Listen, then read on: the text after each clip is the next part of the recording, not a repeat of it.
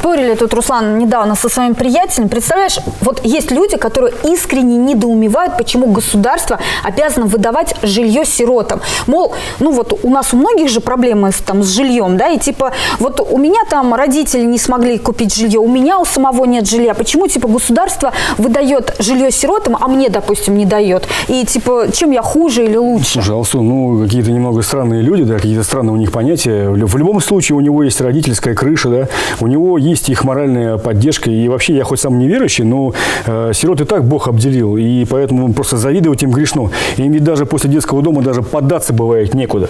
Если бы еще чиновники кого-нибудь боялись там, а то ни Бога, ни тюрьмы, кажется, не боятся. Вот было бы все так гладко, как на бумаге, да, выдавали бы эти квартиры сразу после детского дома. А то ведь там ужас какой творится. То халуп какие-то дадут, то 20 лет они не могут эти квартиры получить, эти бедные сироты, и живут как крепостные, даже регион поменять не могут. Слушай, ну вот в ходе подготовки программы, да, мы столкнулись с разными историями. Есть такие вопиющие, что даже не сразу и поверишь. Конечно, каждая сирота несчастен по-своему, но есть и общие характерные для них проблемы. И давай сегодня поговорим вот на эту тему, чтобы, может быть, наконец-то сдвинулась эта застарелая проблема с мертвой точки. Давай.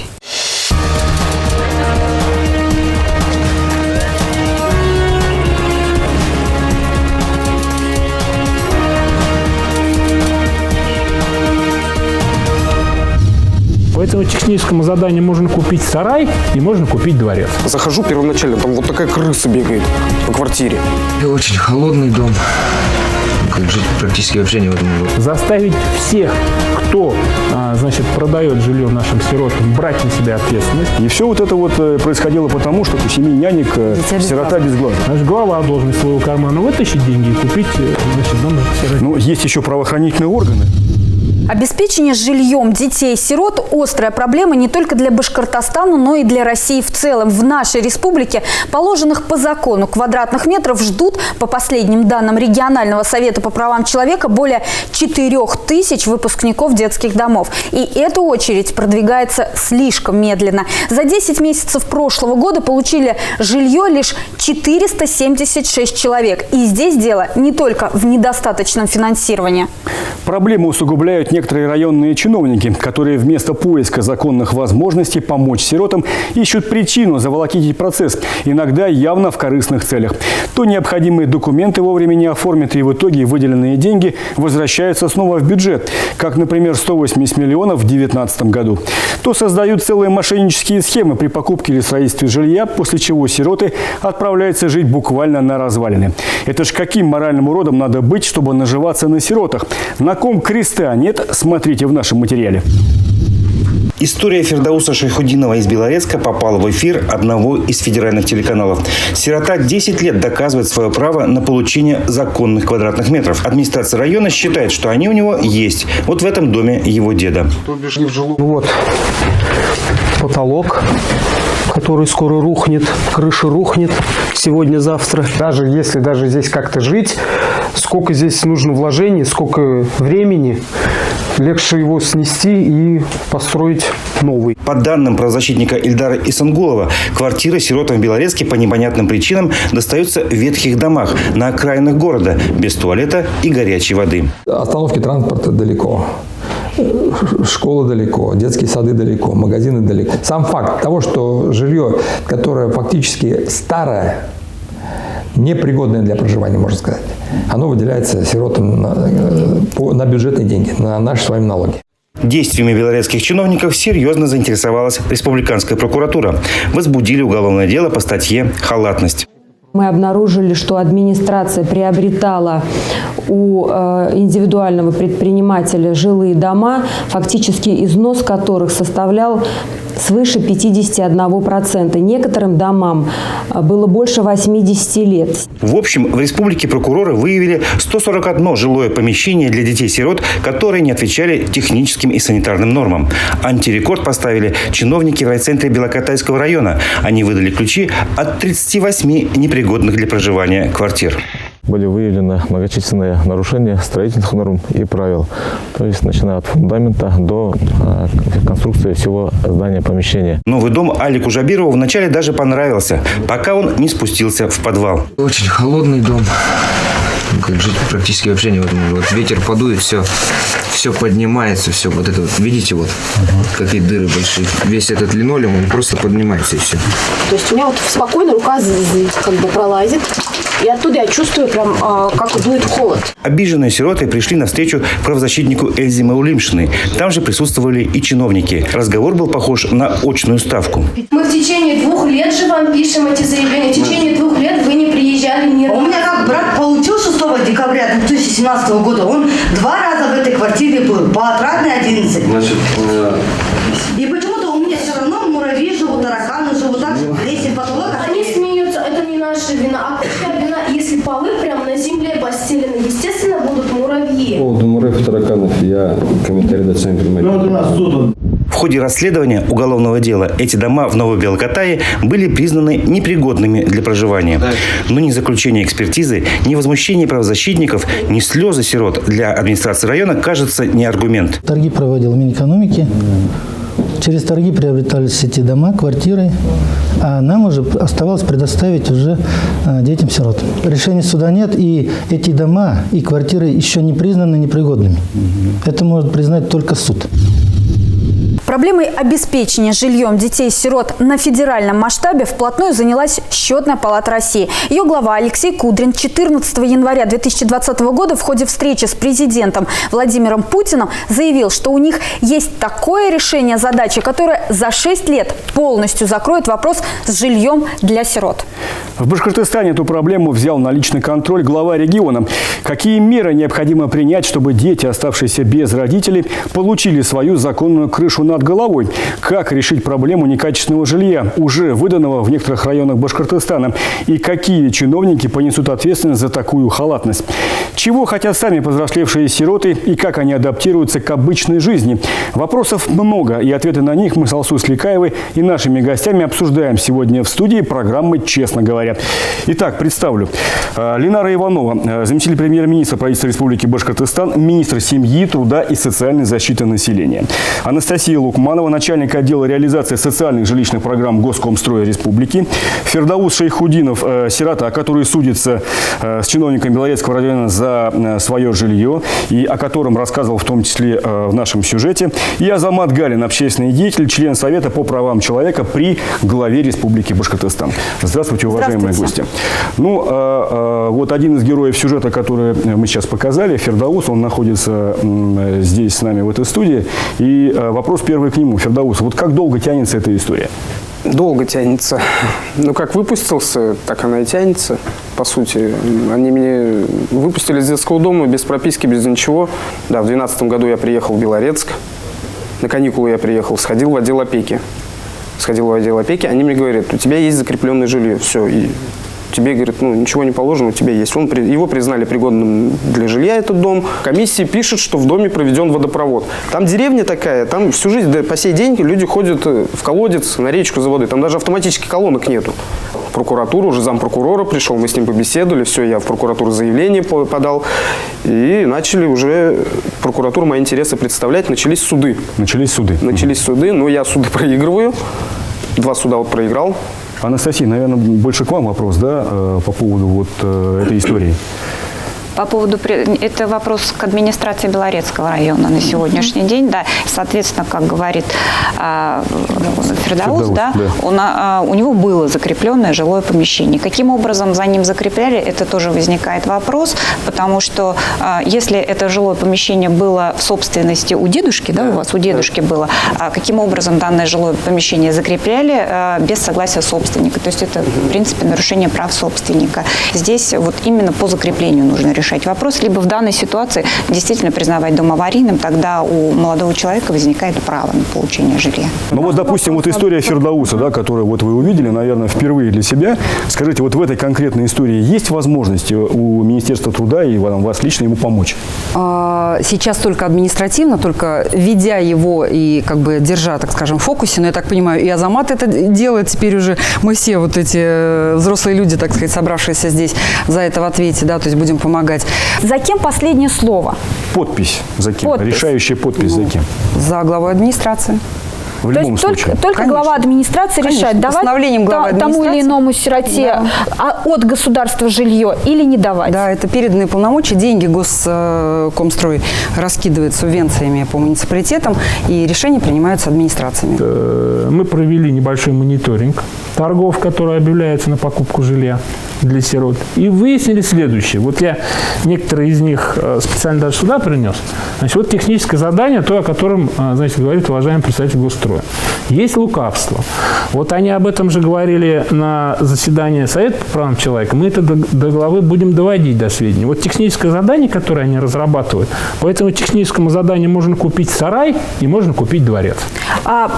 Немножко объясните. Вот смотрите, объясняю ситуацию. Когда они объявляют аукцион на покупку, допустим, жилого помещения для сироты, здесь указан площадь, значит, отопление, наличие там, и так далее, дверь в наличии, все. Других характеристик, ни стена, из какого материала должна быть выполнена, да, ничего, вот этих характеристик вообще нету. Госстрой не занимается техническими заданиями. Ранее, я поясню, занимались государственными закупками централизованными, вот про то, что вы говорите, занималось Министерство экономического развития Республики Башкортостан. Соответственно, все технические задания размещались Министерством экономического развития. Да, на сегодня, да, я могу сказать, что да, у них были свои разработанные технические задания, если они не соответствовали, Министерство замечание Госстрой, Министерство экономического развития, да, возвращали эти технические задания. На сегодняшний день администрации сами устанавливают требования в технических заданиях. Ты наверняка общаешься с такими же, как неправильная трактовка своими ребятами. У многих возникают такие же проблемы в части обеспечения жильем? Конечно, у многих. Именно в Белорецком районе или... В Белорецком, в Учелинском районе. Я прям сам лично как бы ходил и смотрел там, ну там, я не знаю, это не жилье. Ладно, я про себя ничего не говорю, но там девушки такие, которые с ребятишками. Мне просто жалко, они там заходишь, там плесенью воняет. Просто пахнет. 20 минут сидел в квартире, 20 минут, у меня просто заболела голова. Захожу первоначально, там вот такая крыса бегает по квартире. Вот скажи, пожалуйста, вот чиновники, да, районной администрации, там, неважно, Белорецкая, условно, Учелинская, Белокотайская, вот с которыми приходится общаться, они проявляют какое-то сочувствие или вот это ваши проблемы? Нет, они вот именно, они вообще какие-то бесчувственные, я считаю. Они так вот к этому так спокойно? Да, они еще говорят как? Говорят, либо ты бери, либо ты не бери, у нас больше тебе нечего предоставить. Некоторые даже берут просто, они, как говорится, на уши красиво приседать умеют. Они заставляют подписывать.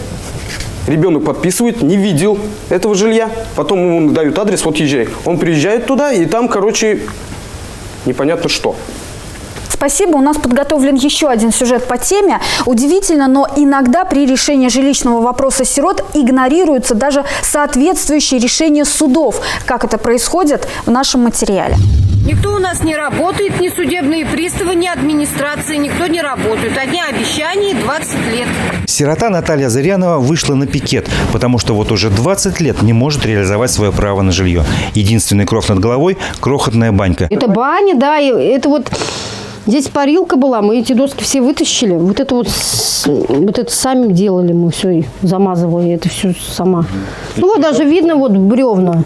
7 лет назад хозяин строящегося дома пустил пожить Наталью в баню с условием кормить четвероногого сторожа. Да, папа умер, потом мама умерла. Остались без родителей вообще. В училище отучилась, встала в очередь. В 2000 году я встала на очередь на получение жилья. Я наняла себе представителя. Мы подали в суд в Калининский район. Было 2 заседания у нас. Они мне там до слез довели, до истерики. Прям это вообще просто они мне там... И в 3-й раз он уже пошел со мной. И мы выиграли этот суд. В мае 2017 года Верховный суд Башкирии подтвердил право женщины на получение жилья. Сейчас деньги выделят, ты получишь в декабре. Сейчас деньги выделят, ты получишь в декабре. И так каждый год. У Натальи Зыряновой вместо положенного жилья есть только эта коробка с кучей ответов на ее обращение к разным представителям власти. В 2018 году заключены муниципальные контракты на приобретение 100 жилых помещений в строящемся многоквартирном единственном доме в микрорайоне Затон, это улица полковника Мельникова, дом 16. И квартира Зырьяновой как раз предоставляется в секции Б по вышеуказанному адресу. Анне Мамлеевой из Уфимского района повезло больше. Свою квартиру она ждала всего 5 лет. На эмоциях даже поцеловала ключи на вручение. Вместе с ней в поселке Юматово новоселье справили еще 7 сирот. Своим новым домом они, кажется, вполне довольны. Чувство такой полной удовлетворенности, наверное, что у тебя наконец-то в этом мире появился свой маленький уголок, в который можно прийти в любое время дня и ночи.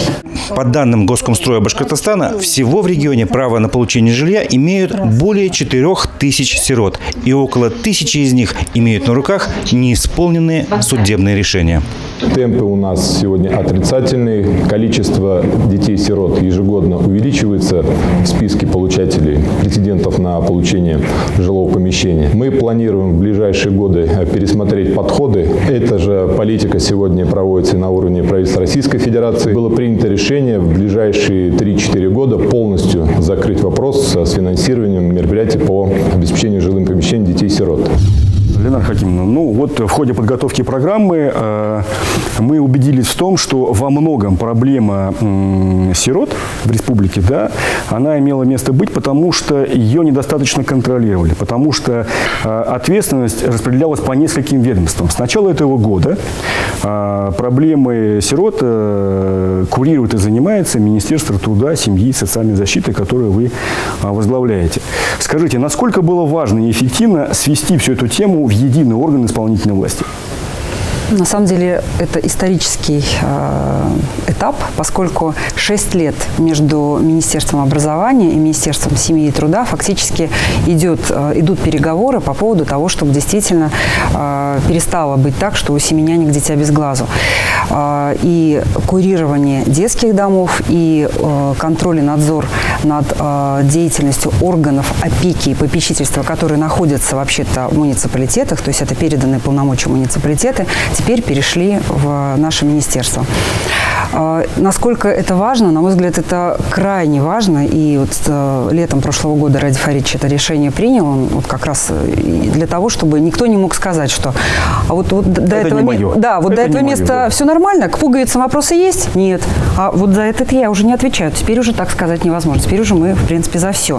Но за жилье по-прежнему отвечает Государственный комитет по строительству и архитектуре. И деньги у них, и как бы ГРБСом они являются, но деньги они опять же отдают в муниципалитеты. Понимаете? То есть в любом случае это я правильно понимаю, что до полномочия. этого было Министерство образования своя часть, Министерство труда своя часть, а Госкомстрой своя часть, муниципальные органы власти своя часть, и значительная, да? И все вот это вот происходило потому, что, как вы сказали, у семьи нянек сирота без глаза, да? Да, в любом случае списки сейчас ведет наше министерство, теперь уже с нового года, и в любом случае всю тему детей-сирот курирует наше министерство. То есть, причем дети-сирот это вот, определенная категория, вообще, я бы сказала, детско-семейную тему. Поэтому вы, в принципе, в целом глобально абсолютно правы, что теперь больше ответственности в одном месте.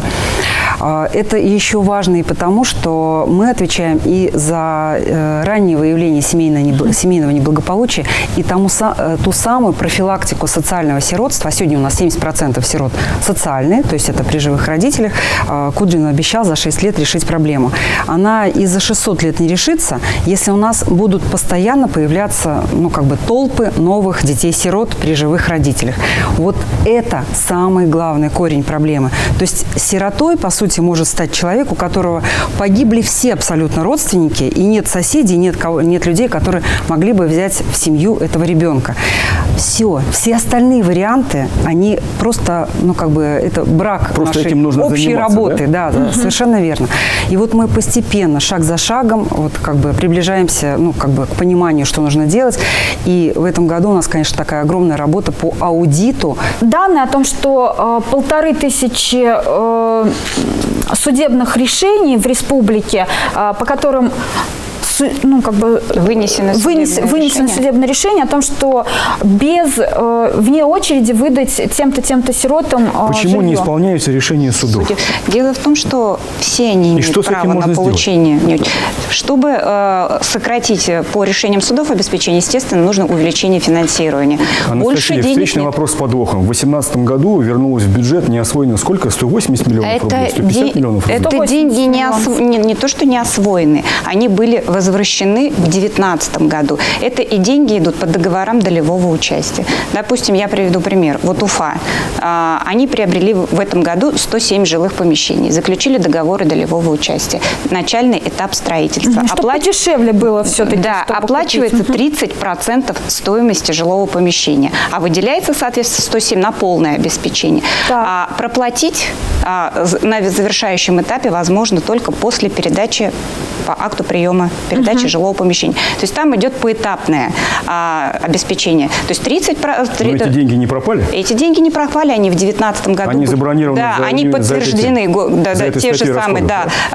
тем же городским округом город Уфа и были возвращены им на оплату заключенных в 2018 году контрактом для последующей оплаты их.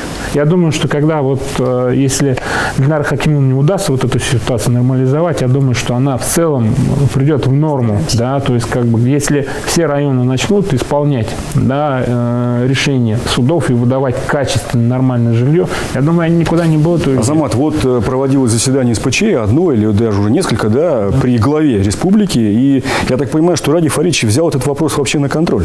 Там разговор однозначно со стороны Ради Фаридовича был очень жесткий. Да, то есть, там спрашивали из Госстроя, в том числе, почему теперь все управленческие, скажем так, решения отданы именно министерству, то есть, Гульнара Хакимовна именно тоже с этим же связано. То есть, есть некое упущение, и сейчас нужно восстанавливать, приводить все в порядок.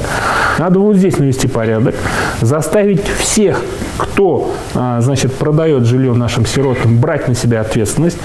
Если, продавцы не могут нести эту ответственность, значит, глава должен нести эту ответственность. Значит, глава должен из своего кармана вытащить деньги и купить, дом сиротам. Ну, есть еще правоохранительные органы, да, и та же прокуратура, которая тоже жестко контролирует. Жестко надо контролировать. Мы не будем говорить о том, что у них есть или нет совести, креста на них нет, это очевидно. Значит, они просто должны понимать, что теперь этот вопрос будет на контроле. Ты говоришь про муниципальные органы власти? Да.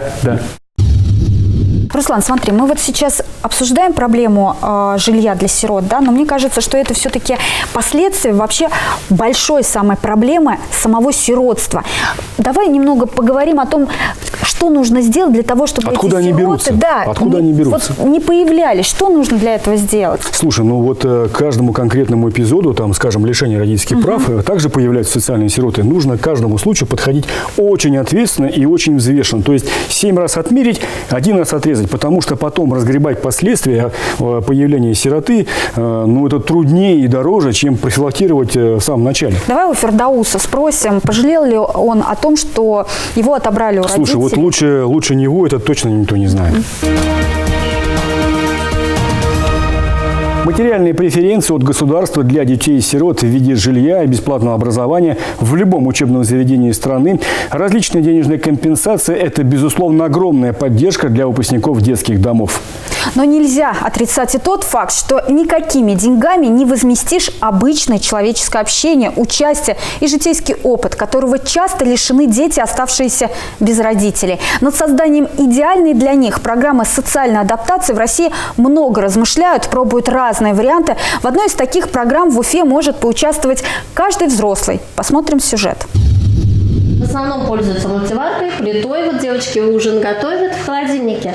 Они кладят продукты, получают продукты. В этой просторной двухкомнатной квартире воспитанники Уфимского детского дома номер 9 тренируются жить без помощи взрослых. Самостоятельно готовить, стирать, убираться и вставать по будильнику. Живут в паре по 2 недели. Карина и еще одна Карина первым делом при переезде принялись готовить голубцы по домашнему рецепту. Они приготовить, покушать могут, и очень даже вкусно. Бывает, что отсюда прям такие ароматы нас даже завлекают.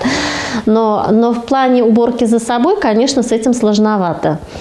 И второй момент – это сложно бывает ребятам утром встать вовремя и не опоздать на урок. В группе воспитатели гладят тебе одежду, стирают, готовят, а тут сами. Квартиру оборудовали вместе со спонсорами, и те постарались создать для детей все современные условия. Поставили и стиральную машинку, и мультиварку. Радик Буранбаев здесь теперь гость. Вот уже полгода он студент колледжа, живет в общежитии и с ностальгией вспоминает тренировочные дни в этой квартире. По сравнению, вот мое общежитие, и это социальная гостиница, это просто класса люкс.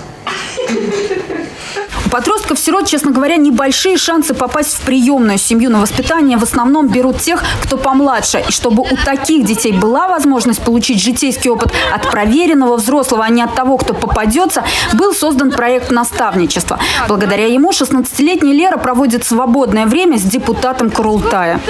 Мы с ней очень часто любим уходить в кино, на разные представления в театры.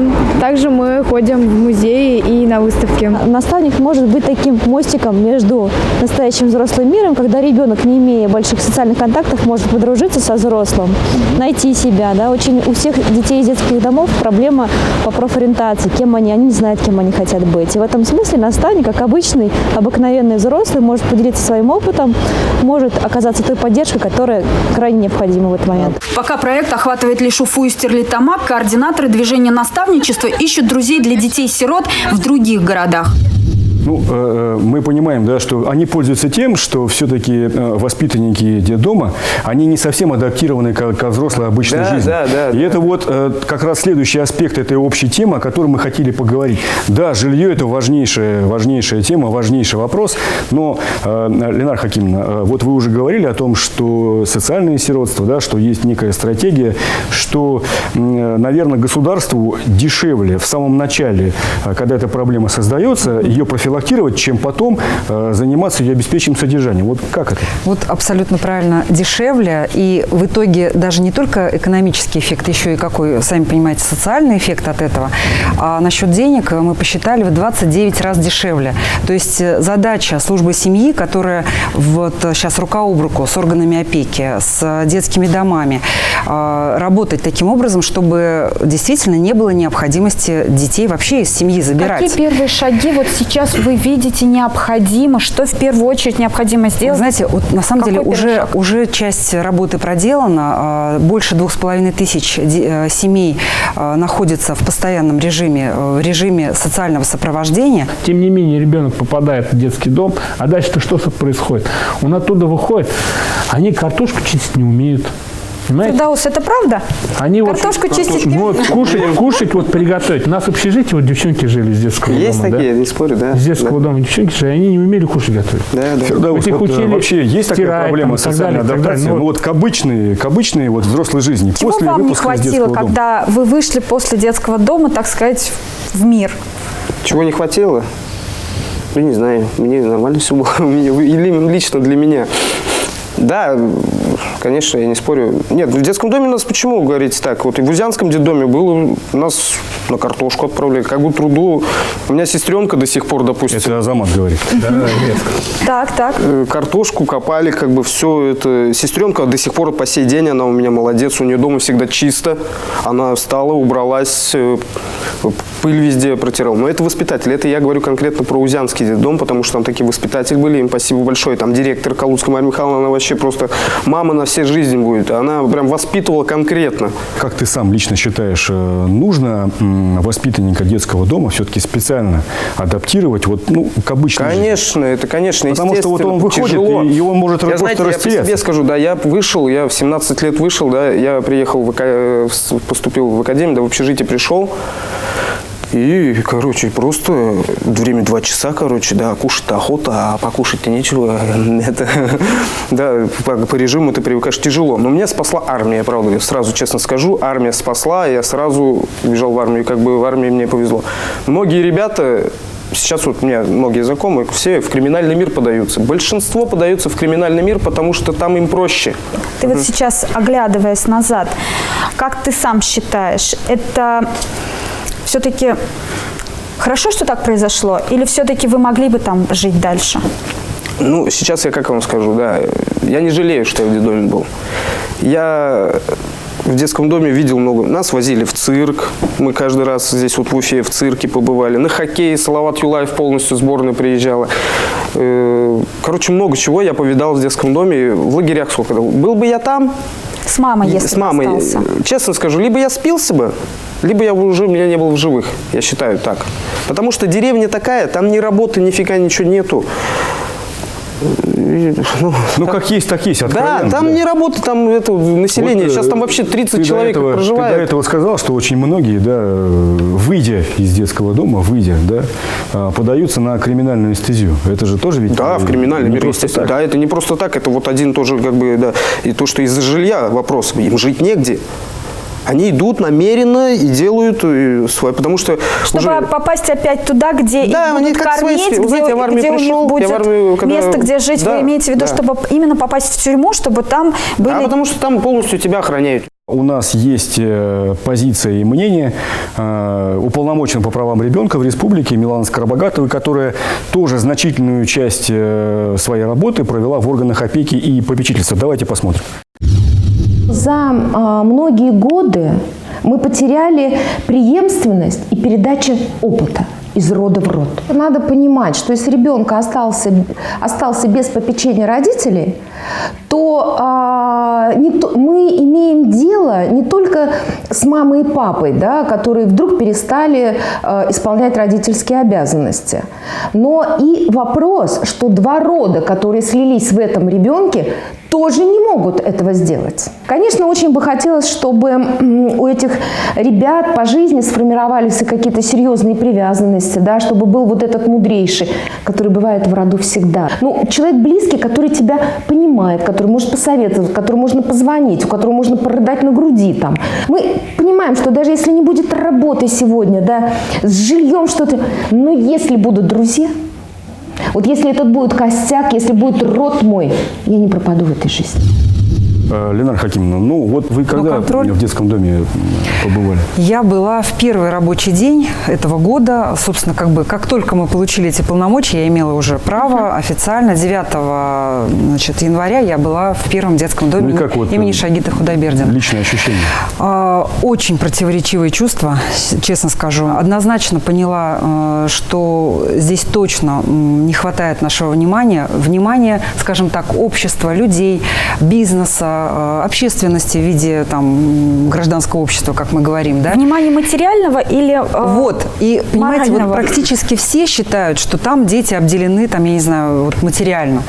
Не в этом проблема. Просто, например, расскажу, пришел с армии, да, и у меня мама живая была, я захожу, она мне все отговаривала, я служил за границей, она все отговаривала. Мама у меня сама была в Афгане, служила добровольцем, она мне все отговаривала, не ходи туда. Я пришел, съездил, отслужил, все, приехал, захожу домой, она сидит вот так вот и с испуганными глазами смотрит на меня. Я такой подмигнул глазом, значит. Ну, боится, какой-нибудь дурак пришел, думает, короче.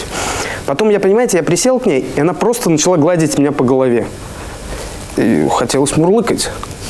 Да, я веду это к тому, что там все озлобленные, там все злые просто. Ребята, они озлоблены на то, что в детском доме, да, не хватает, да, просто выслушать, посидеть, чтобы он тебе просто душу выложил. Да. Просто у меня перед глазами, вы спросили про детский дом, я вот до сих пор у меня не уходит из памяти глаза девочки, которая там была, казалось бы, с ней инструктор по труду работает, они там бисером собирают, нагрудник, да, то есть вроде пределе.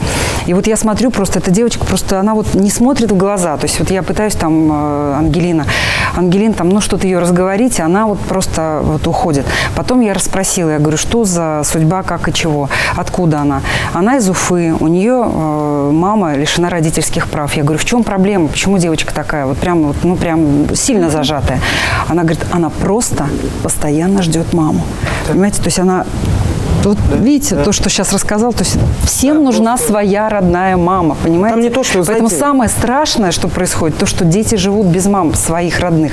Поэтому надо, конечно, нам все усилия на то, чтобы дети оставались в своей родной семье. И всю стратегию мы выстраиваем, исходя из этой цели. Вот идеально это профессиональная семья. Вот бери домой и воспитывай детей, получай за это деньги.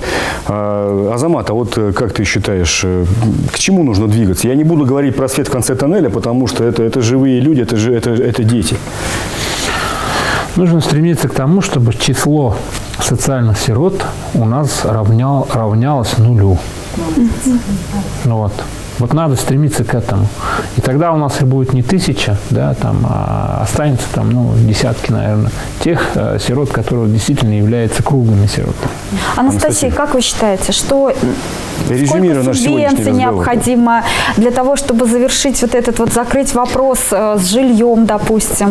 Чтобы закрыть всю очередность детей-сирот, у которых только на сегодняшний день возникло право, где-то нужно около 5,1 миллиарда рублей. Ну, вы знаете, лично у меня у самого пожелание к Госкомстрою, да, в вашем лице, чтобы вы жестче контролировали соблюдение закона на местах. Потому что, ну, вот как мы уже убедились сегодня, да, некоторые муниципальные органы власти думают, что над ними нет ни суда, ни креста, ни Бога. На сегодняшний день к этому предпринимаются все меры. Вот вы говорите, меньше сирот, чтобы стало, да? Да не станет их меньше никак. Как ни крути, их не станет меньше. Почему? Да потому что, может, вы там, не знаю, я вот просто жил в таких районах, да, там конкретно бухарики одни. Жизненных ситуаций, вот таких, о которых ты говоришь, их бывает много. Вот сейчас Ильнара Хакимовна говорит о том, чтобы вот когда вот эта ситуация начинает только появляться, вот только она появилась, да, вовремя вот прийти, вовремя обнаружить и работать с этой семьей каждый день, как бы тяжело это не было, понимаешь? Да, ты не веришь в это, но она говорит о том, что вот как бы тяжело не было, мы будем этой семьей попробовать заниматься. все-таки, наверное, с утра до ночи будем заниматься. Да. Он четко знает, чего он хочет, и двигается в этом направлении. Уважаемые гости, вам Руслан и Алсу, я хотела вообще вот в результате вот от нас всех пожелать Фирдаусу в первую очередь самому себя найти и обязательно создать семью. Чтобы у тебя были свои дети, чтобы ты был счастлив. Уважаемые гости, вам большое спасибо, что пришли, и большое спасибо за честный и предметный разговор. Спасибо. Спасибо. Мне кажется, что людей, которые хотели бы, могли бы взять ребенка из детского дома, либо опеку какую-то оформить, их, в принципе, таких людей много, просто они все как бы, что ли, стесняются, потому что у нас в обществе тема эта табуирована. У нас, вот возьмешь ребенка из детского дома, тут же 1000 людей найдутся, во-первых, тебе спросить, зачем ты это делаешь, до того, что 1000 советов дадут, как воспитывать этого ребенка. Слушай, ну не знаю, почему эта тема под запретом. Я знаю многих уважаемых людей, которые к своим 3, 4, а то и 5 детям берут еще ребенка там из детдома приемные. И, слушай, ну я к таким людям с большим уважением отношусь, хотя они это не афишируют, но не каждый способен взять на себя такую ответственность. Это так. Ну, слушай, но плохо, и не всегда это встречает, конечно, понимание в обществе. Я согласен с этим. Такой вот стереотип есть, да. Ну вот твои знакомые, почему они не афишируют? Вот опять-таки из-за того, что боятся, что им кто-то что-то скажет. А если бы говорили везде, что вот да, я взял над опекой, вот я с такими трудностями столкнулся, а вот чего я достиг. Был бы позитивный опыт, и другие бы люди захотели бы его перенять. Слушай, ну насчет морального фактора, да, вот мы все говорили о материальном, там, жилье, там, пособие, деньги, но ведь не надо забывать, что моральная поддержка, она очень важна. И когда вот сирота выходит там во взрослый мир, и он может просто растеряться и заблудиться, и пойти не туда, и поэтому тут очень важно человеческое общение, участие, вот наставничество, на самом деле важно. Руслан, главное, чтобы люди не путали наставничество с нравоучением. Тебе слово. До недавнего времени сиротская тема в нашем регионе сама была как сирота, на обочине руководящего внимания. Отсюда и все эти вопиющие истории с уголовными делами. Наконец-то, в том числе и усилиями правозащитников, уверенно можно сказать, что власть в республике повернулась к этой теме лицом, причем первым лицом. Что-то с нашим обществом не так, если в мирное время вроде не война, не разруха, но обделенных семьей детей меньше не становится. И если у вас есть возможность помочь сиротам хоть чем-то, сделайте это. даже если об этом вас никто не просит. Кто сироту пожалеет, того Бог обогреет. Смотрите «Честно говоря» на канале БСТ и во всех соцсетях страны. До свидания и берегите себя и своих близких.